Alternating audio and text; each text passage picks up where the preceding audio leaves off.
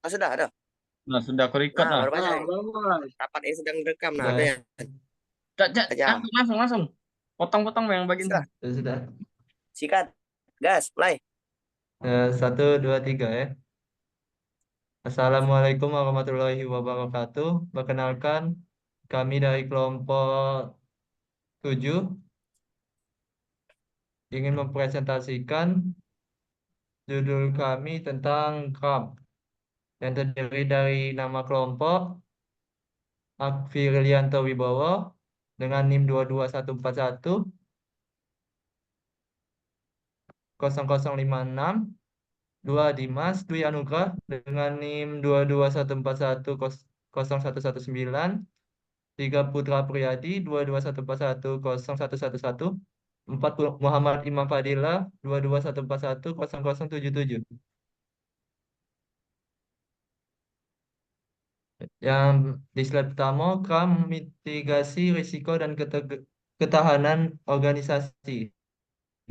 KRAM adalah KRAM juga disingkat dari Critical Asset Risk Management and Mitigation.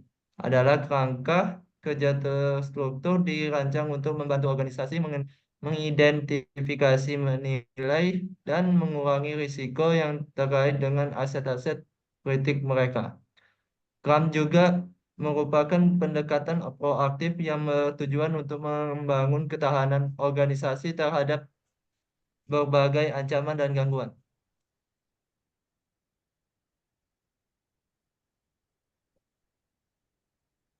Mana ini? Tujuan dan manfaat KRAM. Tujuan Tujuh. utama KRAM adalah untuk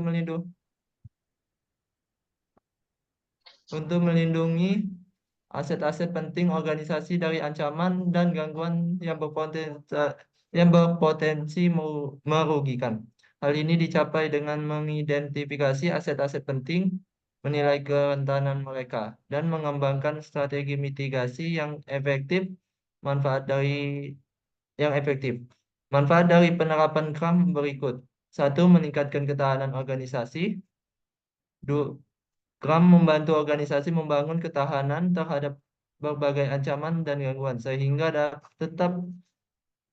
dapat tetap beroperasi secara efektif dalam menghadapi situasi yang tidak terduga. Dua, mengurangi risiko dengan mengidentifikasi dan mengatasi kerentanan KRAM membantu organisasi mengurangi risiko operasional, keuangan, dan reputasi. Tiga, meningkatkan efisiensi. KRAM mendorong penggunaan sumber daya yang lebih efektif, yang efisien dengan fokus pada aset-aset penting dan strategi mitigasi yang tepat. Empat, meningkatkan kepatuhan. KRAM membantu organisasi mematuhi persyaratan peraturan dan standar industri yang terkait dengan manajemen risiko. Selanjutnya, slide selanjutnya akan dibaca oleh Fadel. Tahapan KRAM. Lanjut ya. KRAM terdiri dari beberapa tahapan yang saling terkait yang dirancang untuk memberikan pendekatan terstruktur dan komprehensif dalam manajemen risiko. Berikut adalah tahapan-tahapan utama dalam KRAM. 1. Identifikasi aset penting. Tahap pertama ini melibatkan identifikasi aset-aset kritis bagi keberlangsungan organisasi. Aset ini dapat berupa infrastruktur fisik, sistem informasi, sumber daya manusia, dan aset lainnya yang sangat penting untuk keberhasilan organisasi. Dua, analisis kerentanan. Setelah aset-aset penting diidentifikasi, langkah selanjutnya adalah menganalisis potensi kerentanan mereka. Kerentanan ini dapat berupa ancaman alami seperti bencana alam atau buatan manusia, seperti serangan cyber atau sabotase. Tiga, penilaian risiko. Penilaian risiko dilakukan untuk melakukan kemungkinan dan dampak dari ancaman terhadap aset-aset kritis. Langkah ini membantu organisasi untuk memprioritaskan risiko dan fokus pada ancaman yang paling serius. Empat, perumusan strategi mitigasi. Berdasarkan penilaian risiko, organisasi mengembangkan strategi mitigasi untuk mengurangi atau menghilangkan risiko yang teridentifikasi. Strategi ini dapat meliputi langkah-langkah pencegahan dan penanggulangan dan pemilihan. 5. Implementasi strategi. Implementasi strategi mitigasi melibatkan penerapan langkah-langkah yang telah direncanakan. Tahapan ini melibatkan koordinasi dengan berbagai pihak terkait, termasuk sumber daya manusia, teknologi informasi, dan keamanan fisik. 6. Monitoring dan evaluasi. Pemantauan dan evaluasi berkelanjutan sangat penting untuk memastikan efektivitas strategi mitigasi. Organisasi harus memantau perubahan dalam lingkungan risiko dan mengevaluasi kinerja strategi mitigasi secara berkala. Selanjutnya, Ian. Selanjutnya, identifikasi aset penting. Tahap ini melibatkan identifikasi aset-aset yang kritis bagi keberlangsungan organisasi. Aset ini dapat berupa aset fisik seperti gedung, infrastruktur, dan peralatan. Aset ini juga dapat berupa aset non-fisik seperti data, sistem informasi, dan sumber daya manusia. Langkah 1. Pemetaan aset. Langkah pertama adalah membuat daftar lengkap semua aset organisasi, baik fisik maupun non-fisik. Langkah 2. Prioritas setelah semua aset dipetakan, langkah selanjutnya adalah memprioritaskan aset-aset berdasarkan tingkat pentingnya bagi organisasi. Langkah 3. Analisis ketergantungan. Langkah ketiga adalah menganalisis ketergantungan antara aset. Misalnya jika terjadi gangguan pada sistem informasi, aset fisik seperti peralatan produksi mungkin juga terpengaruh. Selanjutnya akan dilanjutkan oleh Putra Priyadi. Analisis kerentanan. Setelah aset penting diidentifikasi, langkah selanjutnya adalah menganalisis potensi kerentanan mereka. Analisis ini bertujuan untuk mengidentifikasi titik-titik lemah yang dapat dieksploitasi oleh ancaman. Kerentanan dapat berupa ancaman alami. Ancaman ini berasal dari peristiwa alam seperti gempa bumi, banjir, dan badai. Ancaman buatan manusia. Ancaman ini berasal dari tindakan manusia seperti serangan cyber, sabotage, dan kejahatan. Ancaman internal. Ancaman ini berasal dari dalam organisasi seperti kesalahan manusia, kecurangan, dan ketidakpahaman. Lanjut. Penilaian risiko. Penilaian risiko dilakukan untuk menentukan kemungkinan dan dampak dari ancaman terhadap aset-aset kritis. Penilaian risiko membantu organisasi untuk memprioritaskan risiko dan fokus pada ancaman yang paling serius. Nama risiko, kehilangan data, kemungkinan tinggi, dampak tinggi, tingkat risiko tinggi. Gangguan operasional, kemungkinan sedang, dampak sedang, tingkat risiko sedang. Nama risiko, kerugian reputasi, kemungkinan rendah, dampaknya tinggi, tingkat risiko sedang. Lanjut. Perumusan strategi mitigasi. Berdasarkan penilaian risiko, organisasi mengembangkan strategi mitigasi untuk mengurangi atau menghilangkan risiko teridentifikasi. Strategi mitigasi dapat berupa 1.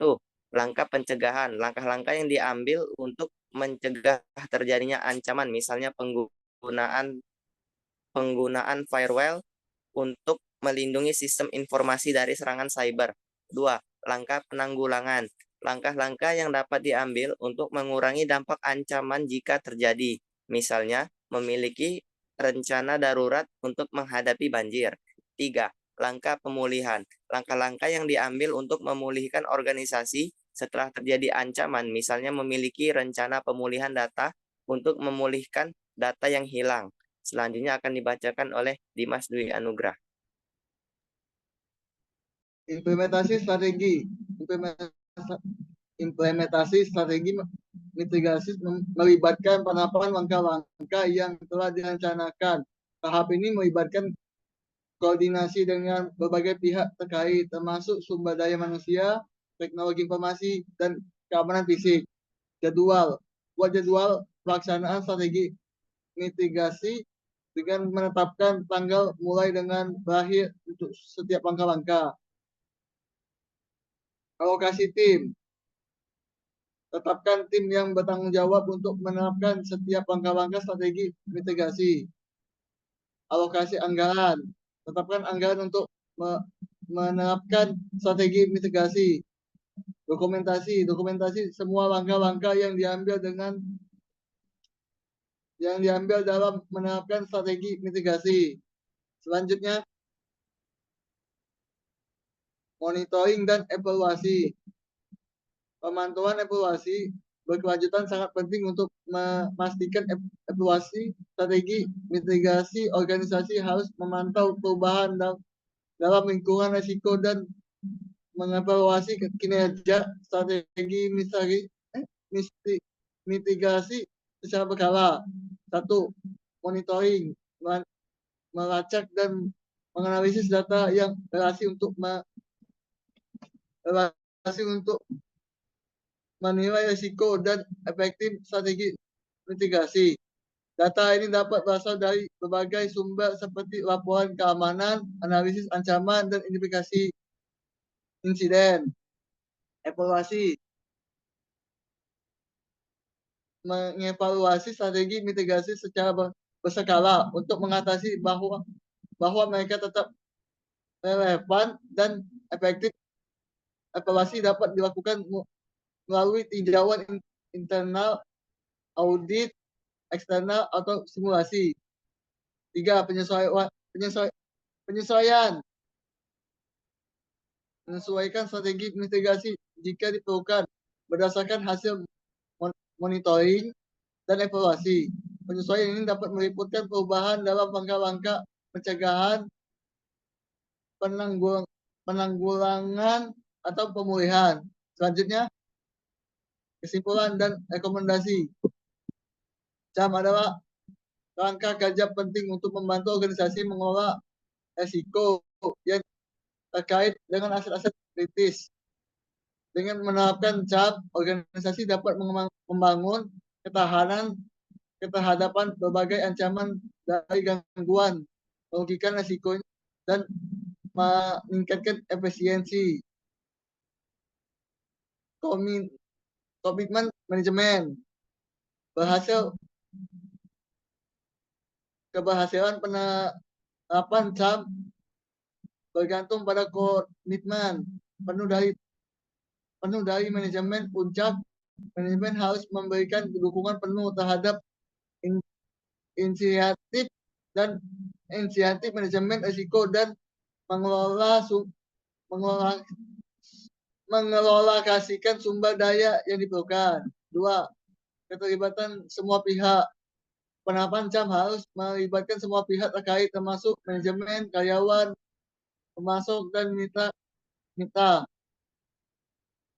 Keterlibatan ini akan membantu memastikan bahwa strategi mitigasi efektif dan diterima oleh semua pihak. 3. Tinjauan berskala. Strategi mitigasi harus ditinjau secara berskala untuk memastikan bahwa mereka tetap relevan atau efektif. Tujuan ini harus mempertimbangkan perubahan dalam lingkungan risiko dan kinerja strategi. Sekian dan terima kasih. Baiklah. Sekian dan terima kasih dari kelompok kami. Kami ucapkan